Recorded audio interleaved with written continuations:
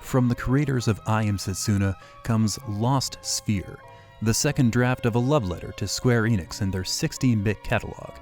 If you're looking for a sweeping narrative wrapped in a buffet of compelling combat mechanics, this game is kind of what you're looking for. While Lost Sphear most assuredly has both of these things, they're slightly off the mark, just to the left of dead center. This is a perfectly serviceable JRPG, content to merely gaze upon the heights reached by its forebears. Whole sections of the world are being swallowed up by a featureless white haze, becoming lost. Kanata, the protagonist, is gifted the key to correcting this problem in a dream sequence. Only by turning the memories connected to these lost people, places, and things into something solid can Kanata reverse the damage done. At first, the game takes you on a series of victory laps, with you saving various people and soaking up their overflowing gratitude. This is all in preparation for a betrayal so predictable it hurt me to realize that it was actually happening. Not only because it was so obvious, but because there was such a perfect opportunity to subvert an ancient fantasy story trope. Never in the history of fantasy has the enormous empire turned out to be the good guys. If there's a good empire, it's only because they're fighting a larger evil empire that we haven't been introduced to yet. Also, they won't be called an empire, as this is a word almost exclusively reserved for evil organizations. In fact, this is less of a surprise betrayal and more of a breath you can finally stop holding. Maybe I've just grown jaded from reading, watching, or playing so many stories like this, but there has to be a less predictable way to set up a villain.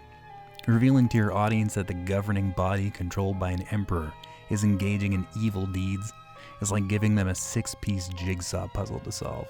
Although to the game's credit, there are smaller twists within the larger narrative arc that carry a bit more emotional weight. There's even a sense of moral conflict beyond the usual empire equals evil plot. Still, something about this story makes me sick of empires altogether.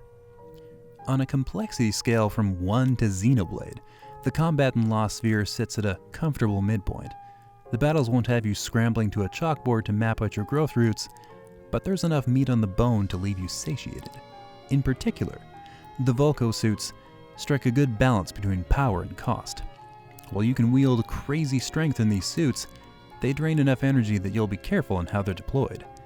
I was stuck in a story battle in Sacred Rahet. I'd seen the same game over screen at least 3 times. It was starting to wear me down. My solution, returning to an inn to recharge my vocal suits, gave me an unfair advantage that lasted less than 3 turns. I was able to turn the tide in those few moments, but I had to act quickly. This is the pattern that repeats at every difficult battle. You get trounced by some sinister foe, regroup with a forgotten advantage, and squeak out a win. In this respect, Lost Sphear is a genuine homage to the best work by Square Enix. Longtime fans will recognize this same pattern from many Final Fantasy games. Rather than earning victory through the savage grind, you succeed through superior strategy. Aside from my snooty problems with the story, my actual grievances are not so damning. The graphics won't catch in your memory, although the world map is tilt-shifted, which I can't get enough of. There's a fishing minigame you can participate in to acquire more cooking supplies, and it's almost insulting, it's so easy. The only way not to catch an armload of fish is if you stop paying attention altogether. Maintaining your equipment is just a matter of buying the newest stuff at the next town, but you can upgrade the same equipment for an extra edge. You eventually acquire enough party members to necessitate choosing the right roster, though everyone earns experience regardless of whether or not they fought.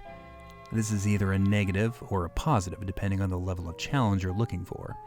On that same note, the game comes with a difficulty setting, which may or may not be an incentive for you. Finally, the soundtrack felt a bit limited to me. There were moments that called for a certain tone, moments that required a shift in the music to drive the point home. This did happen on occasion, but other times the music didn't feel quite right. Again, this is a small grievance, but still worthy of note. In spite of my cruel and cutting remarks, I still enjoyed Lost Sphear. The stale narrative is a necessary evil when creating a young and innocent group of audience proxies. The basic 3D graphics still convey the emotional message required of them, though I always prefer it when companies take a chance on aesthetic presentation. Better for some people to call it ugly than for no one to remember it, right? If nothing else, Lost Sphear's tentative steps into the modern gaming landscape are much appreciated ones. The total lack of random encounters, along with a strong emphasis on strategy over superior stats, is a welcome relief. There's nothing worse than losing a battle because you haven't invested enough hours in level grinding. I'll happily accept defeat if it serves to illuminate the weak points in my battle strategy. There is a form of level grinding, though it's still mostly optional. You can buy the upgrades needed to boost your strength far beyond what regular levels will get you. All it takes is enough coin, and you can transform your party into a squad of total bruisers. This loving tribute to the games of yesteryear doesn't always measure up to those titans of old, but Lost Sphear is still a pretty good JRPG in its own right. If you're looking for something to scratch that itch, this may be just right for you.